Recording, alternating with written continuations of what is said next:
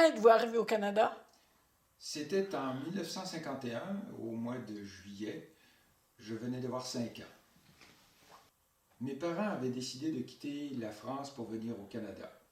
La situation économique en France était très difficile, les conditions de vie pas très agréables, le logement peu abordable. On espérait qu'en venant au Canada, la vie serait plus facile pour des gens qui voulaient travailler, qui n'avaient pas peur de se retrousser les manches. Quel était le métier de votre père? Votre père avait un métier.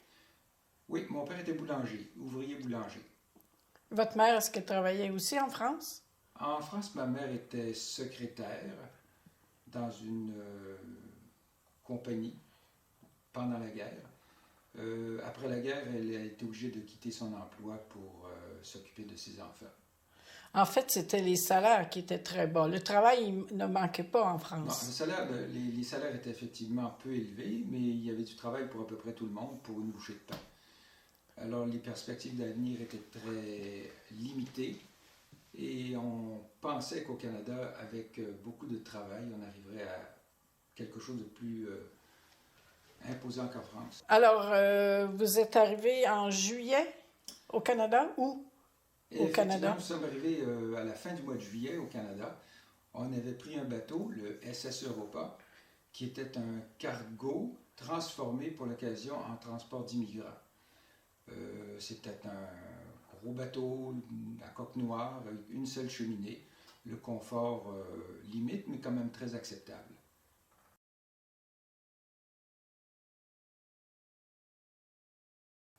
Vous étiez logé dans des cabines ou sur le bateau?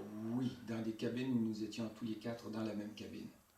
J'en ai conservé très peu de souvenirs de cette traversée qui avait été, somme toute, assez agréable. Et là, vous arrivez à quel endroit, là? On devait arriver au port d'Halifax parce que ces bateaux-là faisaient la navette entre l'Europe, le port d'Halifax pour les immigrants qui voulaient aller au Canada, et ils continuaient vers New York pour les immigrants qui voulaient aller s'établir aux États-Unis. Donc, vous êtes arrivé à Halifax. Nous sommes arrivés à Halifax, nous avons débarqué à Halifax, au fameux Pier 21, le quai 21,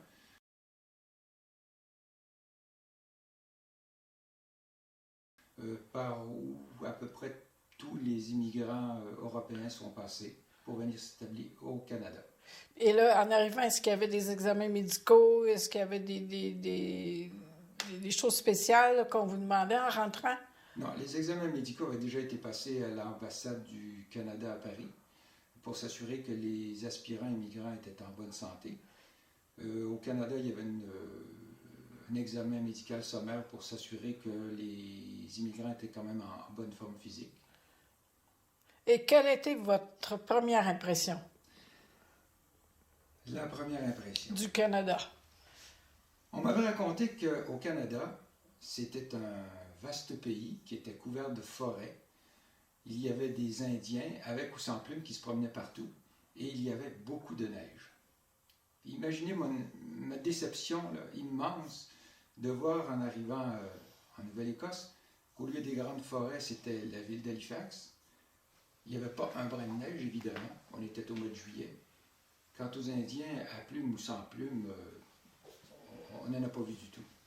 Alors pour un petit garçon de 5 ans, grosse déception.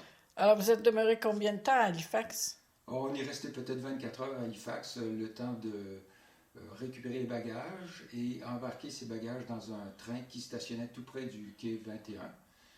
On a pris le train en direction de Montréal et là, pendant le voyage qui durait un bon 24 heures, on a eu tout le loisir de contempler les vastes forêts canadiennes à travers le Nouveau-Brunswick et la Gaspésie. Donc, vous n'êtes pas resté à Halifax, vous n'avez pas logé à Halifax. Non. Vous étiez toujours dans les quais, les ports et tout ça. C'est ça, en transit, pour ainsi En dire, transit. avant d'arriver à Montréal. Pour voir de la neige, ça a été assez difficile au mois de juillet, mais à l'hiver suivant, au mois de décembre, janvier, nous en avons vu abondamment. Et depuis ce temps, on en voit beaucoup chaque année, même si le réchauffement climatique nous menace, dit-on. Est-ce que votre père a trouvé du travail en arrivant? Oui, mon père a trouvé du travail 24 heures après notre arrivée. Il s'est contenté d'un salaire minime, mais s'il tenait à cœur de nourrir sa famille, de ne pas être à la charge de qui que ce soit.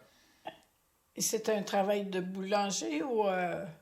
Il a commencé un travail de boulanger, mais il a eu beaucoup de difficultés à s'adapter aux méthodes canadiennes pour fabriquer du pain.